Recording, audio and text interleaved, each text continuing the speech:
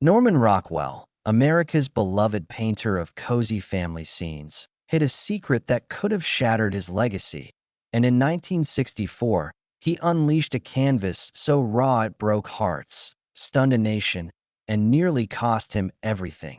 A haunting image of America's hidden truth, too ugly for galleries to display, too bold for newspapers to print, yet Rockwell painted it, risking his career to reveal the man he truly was. A soul torn between painting joy and confronting pain. And this is the untold saga of that courage, his struggles, and the shadows behind his sunlit art. Born February 3rd, 1894, in Harlem, New York, at 789 St. Nicholas Avenue, Norman grew up in a modest home with parents Jarvis, a steady textile clerk, and Nancy, whose Episcopalian faith clashed with her husband's Presbyterian ways, creating a subtle tension in their household. Joined by an older brother, Jarvis Jr., with whom Norman shared little closeness. Their roots tracing back to 1635, when ancestor John Rockwell sailed from England on the Hopewell to settle Connecticut, a legacy of grit that echoed in Norman's bones. At 3, in 1897, he'd sit spellbound as his father read Dickens, not just for the tales, but for how words painted human souls. His father's hobby of copying book drawings sparking something in young Norman, whose maternal grandfather, an artist of unsold landscapes, passed down a creative ember. Their home a mix of stories, sketches, and quiet hardship that shaped his heart. By 9, in 1903, Norman felt like an outsider, skinny, awkward, disconnected from schoolmates and parents, finding solace in drawing, using humor and exaggerated faces to deflect the world's judgment, a shift that deepened when his family moved to Mamaroneck, Westchester County, where small-town life, quiet streets, open skies, new faces, ignited his love for community, fueling an obsession with illustrator Howard Pyle, saving pennies for art supplies despite his mother's strict religious rules. His sketchbook capturing gestures, smiles, and fleeting moments, blending city grit with rural warmth that would define his art.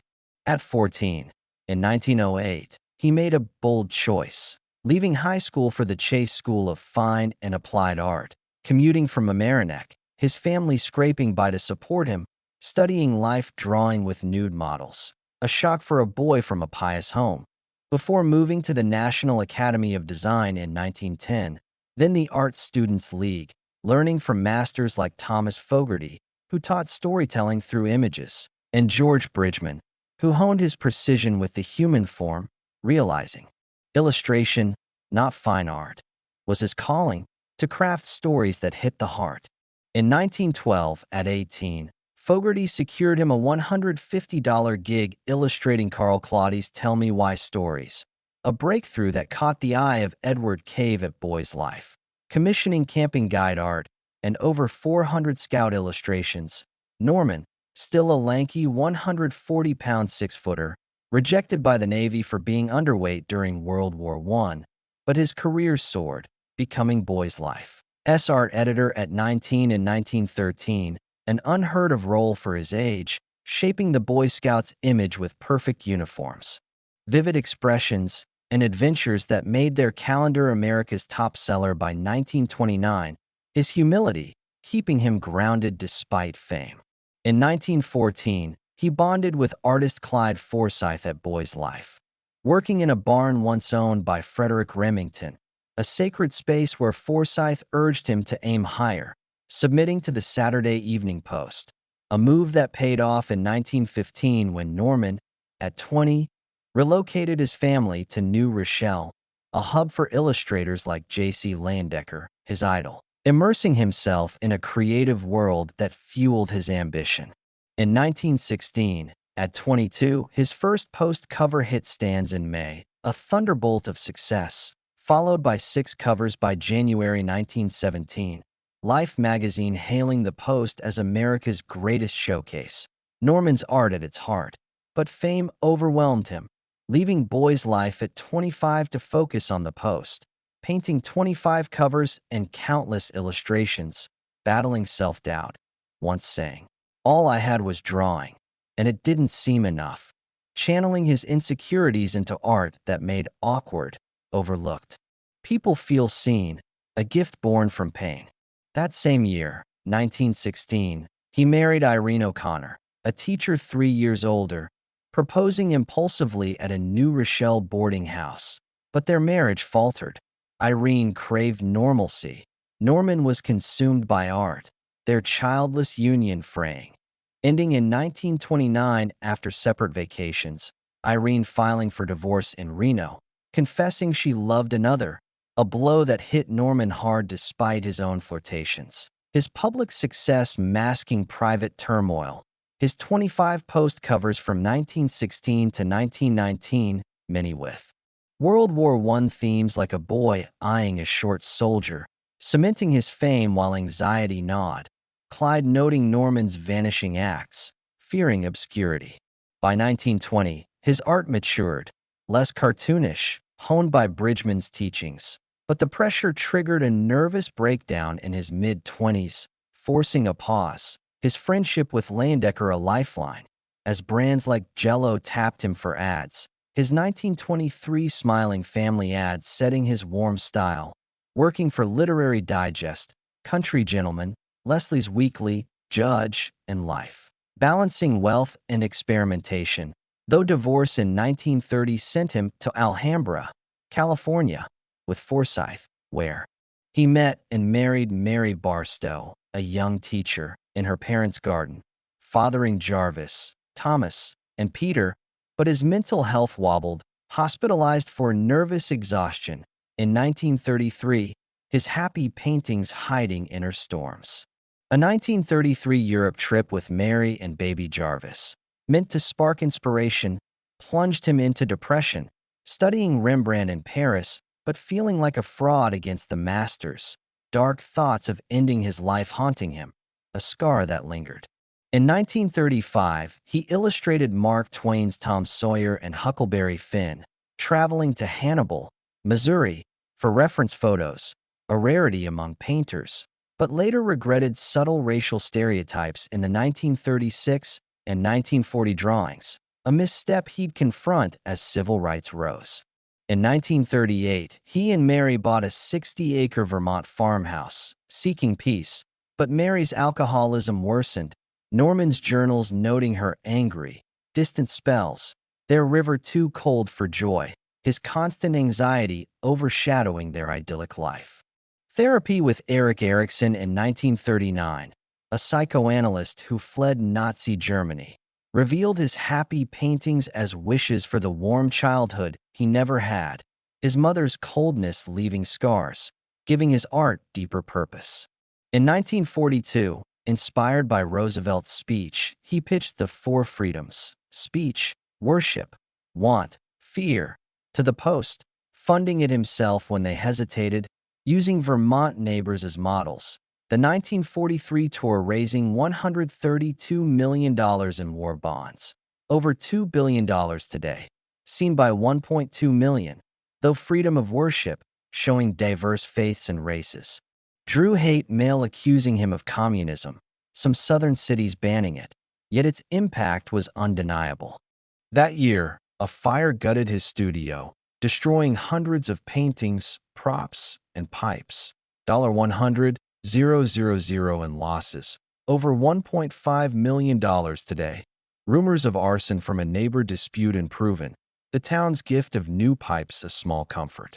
His 1943 Rosie the Riveter cover, based on Mary Louise Doyle, but exaggeratedly muscular, became iconic but angered male readers, who canceled subscriptions, calling it unnatural, though it redefined American heroism, while Mary's alcoholism deepened, requiring months at the Austin Riggs Center, some involving electroshock therapy, prompting a 1953 move to Stockbridge, Massachusetts. For her care, Norman starting therapy too, grappling with fame, family, and sorrow.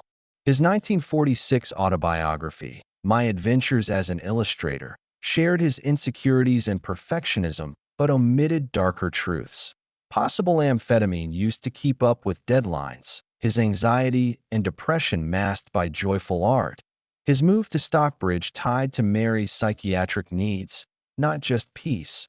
Her 1959 heart attack death crushing him. Magazines rejecting his grief-filled work for happier images. Erickson noting, "You paint happiness, not live it," pushing Norman to bury his pain and paint. On. In 1961, at 67, he married Molly Punderson, a retired teacher, for her organizational skills, not romance, bringing stability to his chaotic business, a practical bond that lasted until his death. In 1963, after 321 post covers, including a poignant JFK tribute post-assassination, he left for Look magazine, tired of painting only white. Happy America, their rules limiting black figures to servant roles, saying, "That kind of stuff is dead." At 69, embracing civil rights, facing threats for his bold shift. In 1964, his The Problem We All Live With Stunned, depicting Ruby Bridges, a 6-year-old black girl, escorted by marshals past slurs and a tomato-splattered wall, readers canceling subscriptions in fury, galleries refusing it, newspapers shunning it. Yet Rockwell persisted, using a local girl as a model to tell a truth America dodged. His nightmares after the 1964 murders of civil rights workers Cheney, Goodman, and Schwerner fueling murder in Mississippi, a raw, torchlit scene of their final moments, consuming 5 weeks, a painting that shook viewers. In 1967, New Kids in the Neighborhood showed black and white children meeting in a desegregated suburb, quiet yet powerful. Painted at 73, his brush a weapon for justice, consulting activists to ensure respect, not saviorism, atoning for past mistakes. In 1978, 7 paintings, including 1919's Taking a Break, were stolen from a Minnesota gallery, the state's biggest art theft. Taking a Break recovered in 2017 in New Jersey, bought for pennies after pool game damage, raising questions about hidden originals. A 2013 biography by Deborah Solomon alleged hidden erotic drawings and repressed desires, citing diaries about a young assistant, sparking debate. His granddaughter called it unfair, the truth murky, adding layers to his enigma. In 1977, President Ford awarded him the Presidential Medal of Freedom, accepted by Jarvis as Norman, 83 and frail, stayed home, privately confessing he felt he'd sold out for commercial work, wondering if he missed deeper art. Dying November 8, 1978, at 84, leaving $50,000 in unpaid therapy bills, $200,000 today, revealing a lifetime battling inner demons behind his sunny art. In 2004, his Breaking Home Ties was found behind a fake wall in illustrator Don Track's home, likely hidden during a divorce, selling for $15.4 million in 2006, hinting at more undiscovered treasures. Rockwell's legacy a paradox. America's painter of joy, haunted by doubt. His 1964 painting a defiant truth that risked all, proving he was more than nostalgia. A man who faced America's shadows with a brush and a heart that never stopped fighting.